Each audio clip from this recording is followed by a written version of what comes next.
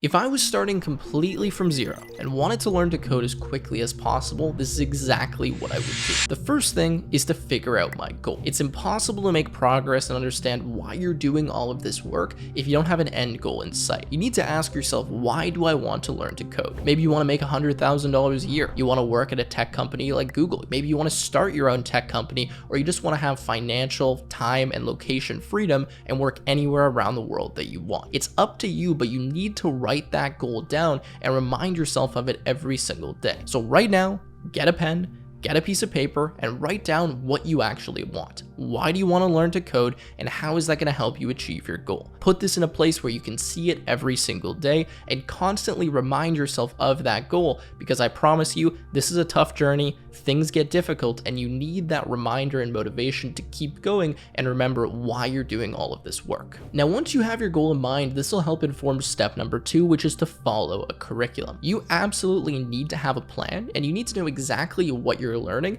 and the order in which you're learning it. This is crucial, and this is going to help make sure that you know you're making progress and you're learning the right stuff. Half the battle when it comes to learning something new is knowing what to learn. You don't yet know what you don't know, and you don't know the topics that you actually need to figure out. So I highly recommend finding a reputable curriculum or going through some kind of course or bootcamp where you have a structured learning environment, you're staying on track, and you have a bit of accountability. Now, for those of you that don't want to invest in something like that, what I recommend doing is still finding one that you would have been interested in if it was free and simply copying the curriculum they have and then learning it on your own. Now, I won't lie to you, this will be a lot more difficult than if you actually went through the program, but at least you have something that you can keep track of your progress with, and you know the order of topics you should be learning. Now, before you actually go and pick one of these curriculums, you need to have a sense of what it is that you want to do in your development journey. So do you want to be a mobile app developer? Do you want to build websites? Do you not care? Do you just want to get a job as quickly as possible? This will help inform the type of curriculum you enroll in, so I recommend spending a day or two and just getting a general sense of what might interest you. This can definitely change, but you want to know maybe you're more interested in data science, or you want to do machine learning, or maybe you really just want to build mobile apps. If you know that, it's going to help direct you and really accelerate your progress when you're just starting out. If you are someone where your sole goal is to raise your income or land a job as quickly as possible, I do recommend checking out the curriculum from my software development course with Course Careers. Now, whether or not you purchase this course, you can see exactly what we run students through and how we help them be the best candidates for the job for an entry-level position. We do this by running you through software development fundamentals, then a specialization in front-end, back-end, or DevOps. So by the time you're actually interviewing for jobs, you're highly qualified and you have that specialized knowledge that quite a few candidates don't have. We also give you a resume builder, interview tips. You can connect directly with me and other coaches for help, assistance, etc. We show you how to set up your LinkedIn. Tons of stuff in there, but let's move on to the next tip. So now that you've found your curriculum, it's time to practice, and you need to practice as much as you possibly can. This is really what sets apart the okay developers from the great developers. It's the amount of volume and the amount of practice that you've done. You will not be a good developer. You will not even feel confident to write code if you don't put in hundreds of hours of practice. You need to sit at your computer, you need to struggle, you need to solve problems, and you need to practice every single day when you're just getting started out, especially if you want to do this really quickly. What I highly recommend is setting aside longer time periods for doing your practice in.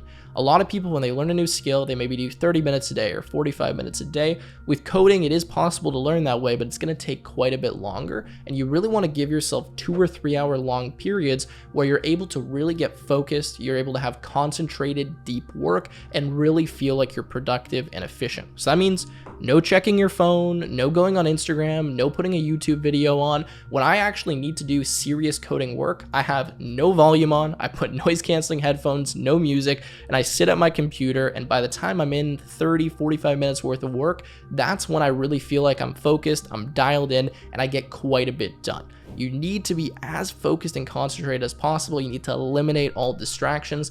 I know this is difficult, but this is one of these tasks that really requires your complete focus. So practice every single day, practice as often as you possibly can, and give yourself longer time periods to allow yourself to really get dialed, really get focused, and be in that deep state where nothing's distracting you and all you're focused on is the task at hand, which is learning to code. So while you're doing your practice, I want to remind you to be curious. One of the best ways to get good at software development is to constantly ask questions and to try to mess with things, break things, try things on your own, and ask why people are doing what they're doing.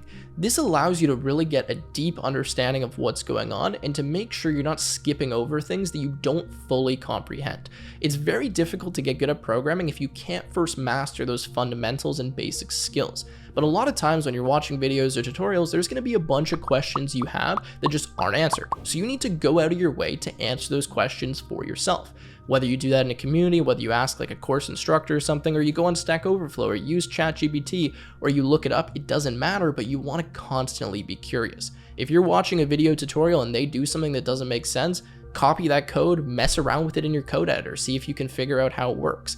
Ask yourself, well, if they did it this way, doesn't that mean I could also do it this way, right? Try alternatives, mess around, break things, get error messages. This is really how you learn. You need to constantly ask questions and wonder, why is it working this way? Why did that happen? Why are they doing it like this? If you can keep asking those questions, this is building a really good habit. And when you actually get into doing professional level programming, that's almost always what other developers are doing.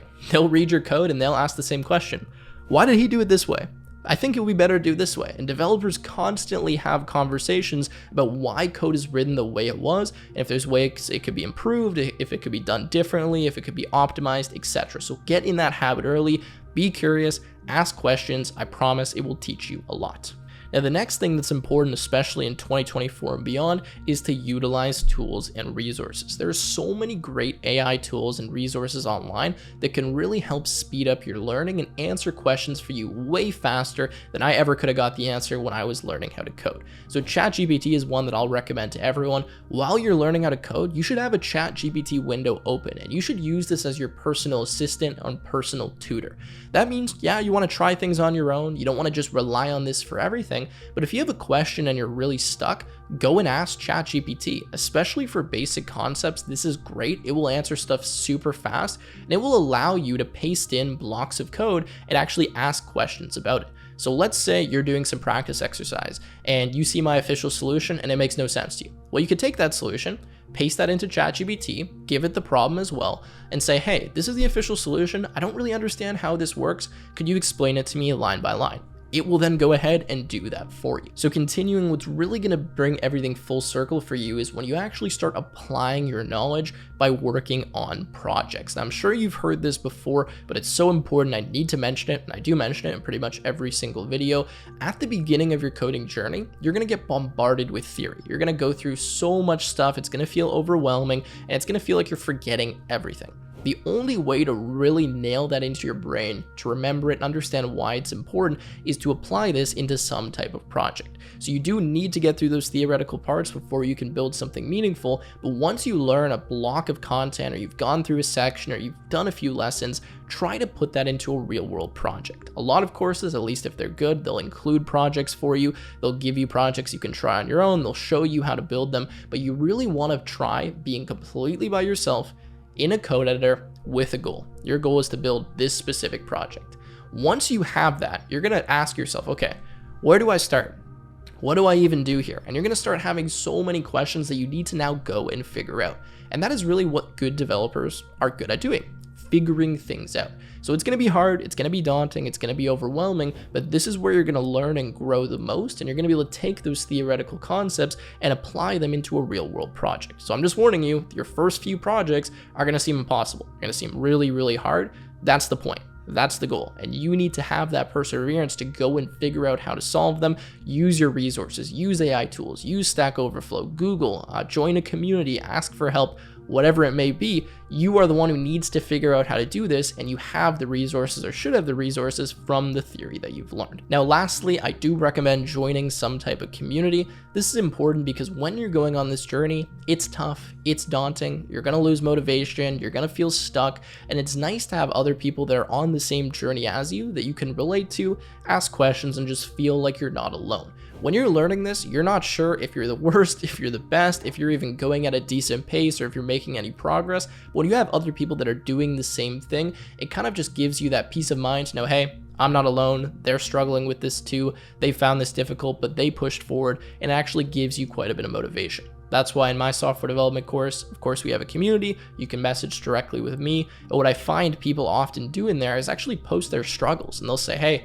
I'm having a lot of trouble with this module here. Do you guys have any advice? I'm just feeling really down. And other students will go in there and say, hey, I had the exact same thing. I found this really, really hard. I did this, this, and this, and I was able to progress forward. Keep going, keep pushing. You got this. Don't give up. That's what 90% of the messages are, and I find a lot of people really get that extra bit of motivation and are just able to push forward by having that nice community of people doing the same thing that they are. So with that said, guys, I will wrap up the video here. If you enjoyed, make sure to leave a like, subscribe to the channel, and I will see you in the next one.